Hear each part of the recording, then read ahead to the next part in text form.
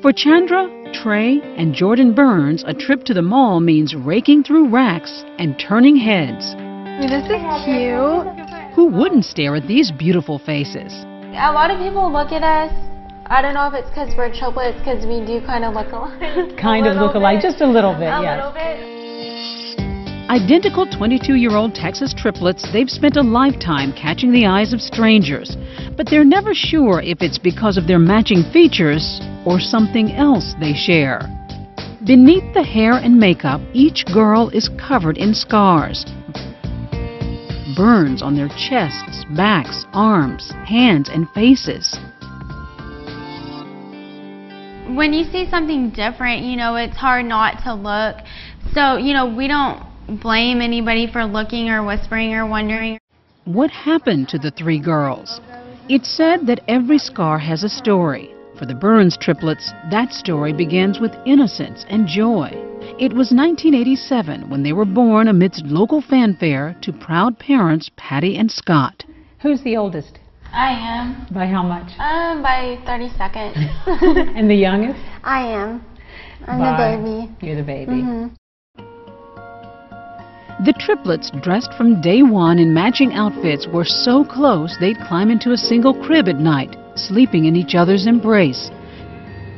That's where they were in the fall of 1988, 17 months old, when their house was suddenly and inexplicably engulfed in flames.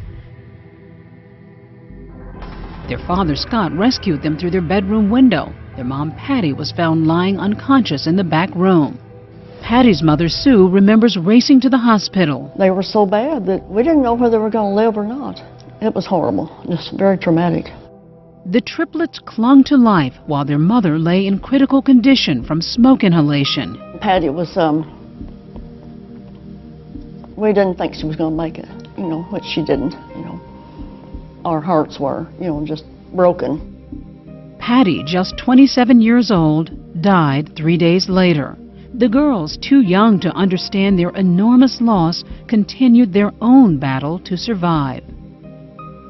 Here's these precious 3 little babies, not just one. There's 3 all of a sudden. It's tough. It's tough seeing. Physical therapist Donna Crum treated the triplets. Anytime you have a very young infant and that severe of an injury, it is definitely life-threatening. That's one of the difficult things, is trying to get them through those first few weeks. The fact that they're so tiny and how much trauma can their little bodies take and survive it. Miraculously, the girls would survive despite third-degree burns on a third of their bodies. Chandra had the most severe injuries. What I've been told is that I probably, got on top and was on top of the girls in the crib, so I got burned the worst.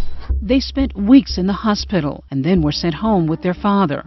The girls' smiles here for the camera hid a recovery process that was long and agonizing, physically and mentally. Years of surgeries, skin grafts, facial masks, and stretching exercises. It's probably one of the most painful things that anyone could have or experience on a daily basis. They had to wear these compression suits he made for them, and it was just horrible trying to put them on them because they would cry. It would hurt. They would just cry knowing that when you'd come at them with them. My husband and I would cry too, but they suffered. I mean, you can burn your finger a little bit, how painful it is. Can you imagine how it must have been for them? Do you remember the pain of healing? You had to go through a lot of painful treatment. We are very lucky we don't remember any of the pain that we went through. But the emotional scarring lived on in the loss of their mom, a void their grandmother tried desperately to fill. They could see that she's a beautiful young woman. I think they looked just like her, But they didn't seem to want to ask much about her. I didn't know anything different. We don't know how it is to have a mom, so it was just life to us. Life for the triplets also meant coping with disfiguring burns and perhaps even more damaging, cruel reactions when they stepped outside. There were the children who, would say mean things or make fun of us. Coach, you. Gotcha. Kids, pointed and stared. Their sanctuary was 1 week a year at a special camp for children with burns, where they could row boats, ride horses, and swim. away from prying eyes. Nobody asks questions or judges you or anything, and you're just really carefree. At home, it was a different story. I remember one time we were at this public pool swimming, and this mother, her kids were playing with us in the pool, and she grabbed her kids up and she was like, don't play with these kids, you know, this is what happens when you play with fire. That had to be crushing. Mm-hmm. I would tell the girls, and they would tell myself, it's okay, just don't let it get to you, you know, everything will be fine. But in high school, ignoring the stares became increasingly difficult. The girls began wearing heavy makeup and long sleeves. We just started to feel a little bit more self-conscious and started noticing, you know, if people were talking about us. I've always told them, don't worry about what people think. Just wear short sleeves and let them look if they want to, you know. But they just couldn't do it. Even with their scars concealed under clothes, ugly taunts came their way. What kinds of things would people say because your last name happens to be Berns? Yeah. Like this one girl, I remember she said, you know, your last name suits you well.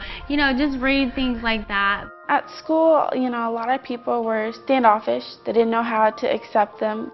Haley Blanford looked beyond the scars and found friends in the triplets. But I could hear the whispers. A lot of times I would stand on one side and be there kind of to shield a little bit of their scars so I could protect them. Thank God that they had each other. You know, when one's hurting, the other one's there. And worse, in their teen years, while their friends began dating, the triplets did not. They just say, well, I'll never have anybody. I'll never have a boyfriend. They just thought that, you know, nobody would want them with scars. If we had a little crush on some guy, it would get back to us, oh yeah, he thinks you're pretty, but you know, you have burns. You would be pretty if you didn't have burns. That was a little... pretty mean. Yeah, it was pretty mean. But adapting to scars and stares was only part of the girls' high school challenges. At 16, they lost their father, who died of a drug overdose. He did, you know, battle with substance abuse, and of course that's hard for anyone to deal with. Suddenly, orphans, their father's death sparked questions of a dark, shocking past the family rarely discussed. The fire that killed their mother was no accident. It was arson.